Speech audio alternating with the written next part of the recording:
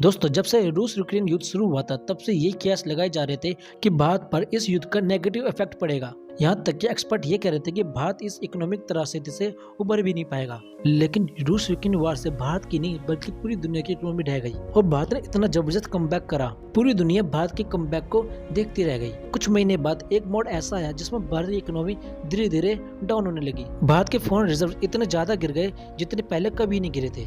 बीते कुछ महीनों से इकोनॉमी की इतनी बुरी हालत थी कि भारत के फॉरेन रिजर्व $100 बिलियन तक डाउन चले गए थे। अगर फॉरेन रिजर्व इतनी स्पीड से गिरते रहते, इससे दोस्तों ये होता कि भारत को भी एक इकोनॉमिक क्राइसिस देखना पड़ता।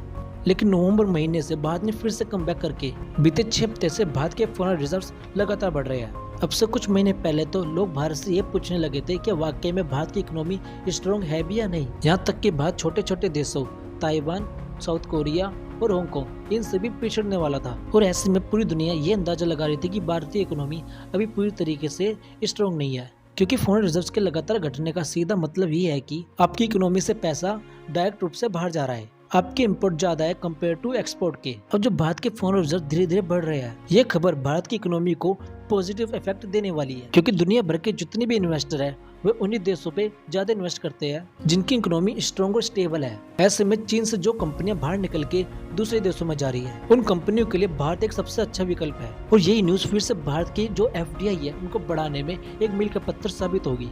इस समय देखा जाए तो भारत के फॉरेन रिजर्व्स जो लगभग $564 बिलियन के है, जैसे की स्क्रीन पर दोस्तों आप ये डेटा देख सकते हो। इस समय भारत चीन, जापान, स्विट्जरलैंड और रूस के बाद 5वें स्थान पर है। साथ रूस के फॉरेन रिजर्व से ज्यादा दूर नहीं है। ये अंतर $12.5 बिलियन का है। अगर दिसंबर महीने में भारत अच्छी ग्रोथ ले लेता है तो यकीन मानिए दोस्तों, भारत रूस को भी पीछे कर देगा और चौथे स्थान पर अपना दबदबा बना लेगा। जिस तरह चाइना में कोरोना और तेजी से फैल रहा है, इस कारण दोस्तों चीन में भी इकोनॉमिक एक्टिविटी अब धीरे धीरे खत्म होने वाली है, जिसका नेगेटिव इफेक्ट पड़ेगा चीन की इंडस्ट्रियों पे जो बाहर से आके चीन में मैन्युफैक्चरिंग करती है। और दोस्तों चीन में अगर दोबारा से लॉकडाउन लगाना पड़ गया तो ये सभी कंपनियां ज्यादा समय तक चीन में नहीं टेकेगी। इसलिए ये कंपनियां दूसरे विकल्प के लिए ताइवान, वियतनाम या इंडिया इनमें से किसी एक देश को चुनेंगी और अपनी मैन्युफैक्चरिंग यूनिट इन देशों में स्थापित करने की कोशिश करेंगी। जो हाहाकार अभी चीन में मचा हुआ है, यहाँ तक कि डेड बॉडीज को रखने के लिए भी इस देश में जगह नहीं बची है। तो ऐसे में चीन में कोरोना के भयंकर परिणाम अब पूरी दुनिया को दिखने लगे हैं। इसलिए ये सभी कंपनियां अब चीन पे और ज्यादा डिपेंड नहीं रह सकती है।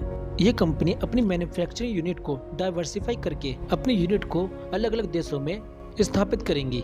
इसलिए दोस्तों बाहर से बेहतर विकल्प अभी इन कंपनियों को कोई नहीं मिलने वाला है, क्योंकि दोस्तों भारत का बेसिक इंफ्रास्ट्रक्चर स्ट्रॉन्ग है, गवर्नमेंट स्टेबल है और यूथ एक्टिव है। ये तीनों पॉइंट किसी भी कंपनी को अपनी ओर खींचते हैं और कंपनी के फेवर में काम करते हैं। हालांकि दोस्तों इस पूरी रिपोर्ट के बारे में आप क्या सोचते हो नीचे कमेंट बॉक्स में लिखिए और बातों को डिटेल में जानने के लिए चैनल को सब्सक्राइब करें। जय हिंद, वंदे मातरम।